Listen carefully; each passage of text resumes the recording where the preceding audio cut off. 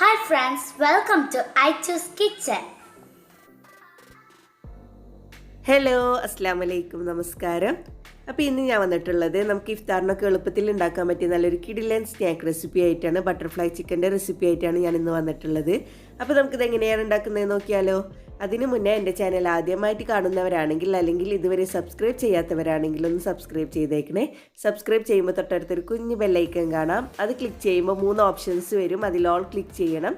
എങ്കിലേ ഞാൻ videos upload ചെയ്യുമ്പോൾ നിങ്ങൾക്ക് നോട്ടിഫിക്കേഷൻ കിട്ടുള്ളൂ. അപ്പോൾ നമുക്ക് ഒട്ടും തന്നെ സമയം കളയാതെ വീഡിയോയിലോട്ട് കിടക്കാം. അപ്പോൾ നമ്മുടെ ബട്ടർഫ്ലൈ ചിക്കൻ ഉണ്ടാക്കാൻ വേണ്ടിയിട്ട് ഞാനിവിടെ 150 ഗ്രാം ബോൺലെസ് ചിക്കൻ എടുത്തിട്ട് ഇതുപോലെ ചെറിയ കഷ്ണങ്ങളാക്കിയിട്ട് ക്യൂബായിട്ട് കട്ട് ചെയ്തെടുത്ത് വെച്ചിട്ടുണ്ട്. നിങ്ങൾക്ക് എത്ര വേണ്ടതെന്ന് വെച്ചാൽ അതിനനുസരിച്ചിട്ട് ചിക്കൻ എടുത്താൽ മതി. ഇനി നമുക്ക് ഈ ചിക്കൻ ഒന്ന് മാരിനേറ്റ് ചെയ്തെടുക്കണം. അപ്പോൾ നമുക്ക് ഇതിലേക്ക് കുറച്ച് ഇൻഗ്രീഡിയൻസ് ചേർത്ത് കൊടുക്കാനുണ്ട്. അപ്പോൾ ആദ്യം നമുക്ക് ഇതിലേക്ക് 1 ടീസ്പൂൺ ഇഞ്ചി വെളുത്തുള്ളി പേസ്റ്റ് ചേർത്ത് കൊടുക്കാം. ഇനി ഇതിലേക്ക് നമുക്ക് 1/2 ടീസ്പൂൺ മുളക് പൊടിയും 1/2 ടീസ്പൂൺ മല്ലിപ്പൊടിയും 1/4 ടീസ്പൂൺ ചെറിയ ജീരകത്തിൻ്റെ പൊടിയും ചേർത്ത് കൊടുക്കാം.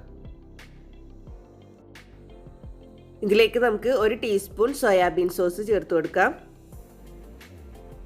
പിന്നെ നമുക്ക് 2 ടേബിൾ സ്പൂൺ മൈദയും 2 ടേബിൾ സ്പൂൺ കോൺഫ്ലോറും ചേർത്ത് കൊടുക്കാം. ഇതിലേക്ക് ആവശ്യത്തിന് ഉപ്പ് ചേർത്തിട്ട് നന്നായിട്ടൊന്ന് മിക്സ് ചെയ്ത് കൊടുക്കാം.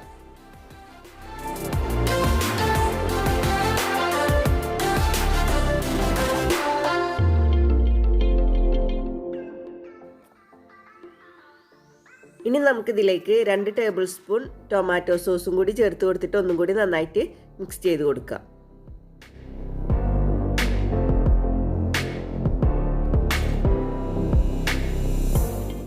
കൈകൊണ്ട് തന്നെ നമുക്ക് നന്നായി മിക്സ് ചെയ്ത് കൊടുക്കാം. ഇത് നന്നായി മിക്സ് ചെയ്തെടുത്തതിന് ശേഷം 1/2 മണിക്കൂർ നമുക്ക് റെസ്റ്റ് ചെയ്യാനായിട്ട് മാറ്റി വെക്കാം. അപ്പോൾ ഞാൻ നന്നായി മിക്സ് ചെയ്തെടുത്തിട്ടുണ്ട്. ഇനി നമുക്കിത് 1/2 മണിക്കൂർ റെസ്റ്റ് ചെയ്യാനായിട്ട് മാറ്റി വെക്കാം. അപ്പോൾ 1/2 മണിക്കൂർ കഴിഞ്ഞിട്ടുണ്ട്. നമ്മൾ ചിക്കൻ മാരിനേറ്റ് ചെയ്ത് വെച്ചിട്ട് 1/2 മണിക്കൂർ കഴിഞ്ഞിട്ടുണ്ട്. ഇനി ഞാൻ ഇതിലേക്ക് വേണ്ടിയിട്ട് 1 ഉരുളക്കിഴങ്ങ് തൊലി കളഞ്ഞെടുത്ത് വെച്ചിട്ടുണ്ട്. 1-2 ഉരുളക്കിഴങ്ങ് നമുക്ക് എടുക്കാം. എന്നിട്ട് അതിൻ്റെ നടുവിൽ ഇങ്ങനെ മുറിച്ചിട്ട് നമുക്കിത് കനം കുറച്ചിട്ട് വേണം മുറിച്ചെടുക്കാനായിട്ട്. അപ്പോൾ ഞാനൊരു പീലർ വെച്ചിട്ടാണ് ഇത് മുറിച്ചെടുക്കുന്നത്. അപ്പോൾ പീലർ വെച്ചിട്ട് മുറിച്ചെടുക്കാൻ എളുപ്പത്തിന് വേണ്ടിയിട്ട് ഞാൻ ഉരുളക്കിഴങ്ങ് 2 സൈഡൊന്ന് മുറിച്ചിട്ട് ഷേപ്പാക്കി എടുത്തിട്ടുണ്ട്. എന്നിട്ട് പീലർ വെച്ചിട്ട് ഇതുപോലെ മുറിച്ചെടുക്കുന്നുണ്ട്. ഇതുപോലെ കനം കുറച്ചിട്ട് വേണം മുറിച്ചെടുക്കാനായിട്ട്.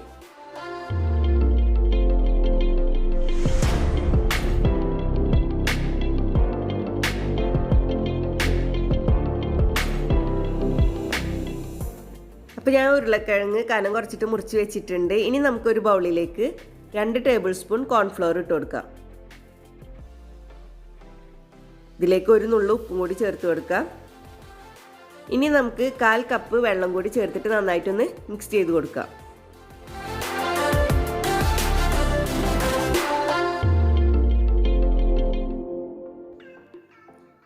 ഇനി നമ്മൾ കനം കുറച്ചിട്ട് മുറിച്ച് വെച്ചിട്ടുള്ള ഉരുളക്കിഴങ്ങിൽ നിന്ന് ഓരോന്നെടുത്തിട്ട് ഇതിൽ മുക്കിയിട്ട് ഇതിൻ്റെ നടുക്കലായിട്ട് നമുക്ക് ചിക്കൻ്റെ ഒരു പീസ് വെച്ച് കൊടുക്കാം.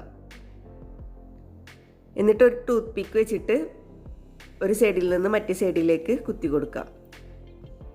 ഇതുപോലെ പിടിച്ചിട്ട് വേണം കുത്താനായിട്ട്. നമ്മൾ ഈ ടൂത്ത് പിക്ക് കുത്തുമ്പോൾ ഉരുളക്കിഴങ്ങിലും ചിക്കനിലും കൂടിയിട്ട് വേണം കുത്താനായിട്ട് ടൂത്ത് പിക്ക്.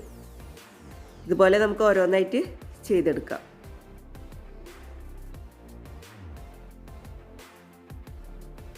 എല്ലാതും നമുക്ക് ഇതുപോലെ ചെയ്തെടുക്കാം.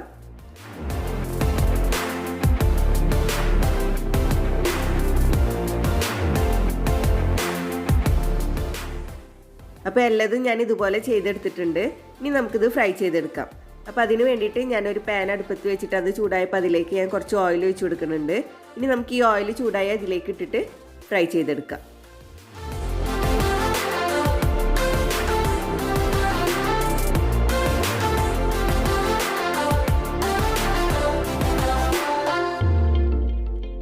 മീഡിയം ഫ്ലെയിമിൽ വെച്ചിട്ട് നമുക്ക് ഫ്രൈ ചെയ്തെടുക്കാം.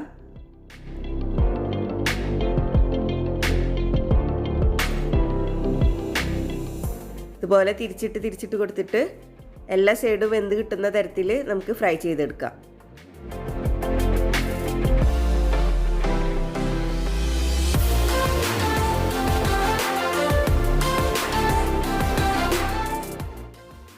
അപ്പോൾ ഈ ചിക്കൻ ഒന്ന് വെന്ത് വന്നിട്ടുണ്ട്. ഇനി നമുക്കിതിൽ നിന്ന് കോരിയെടുക്കാം.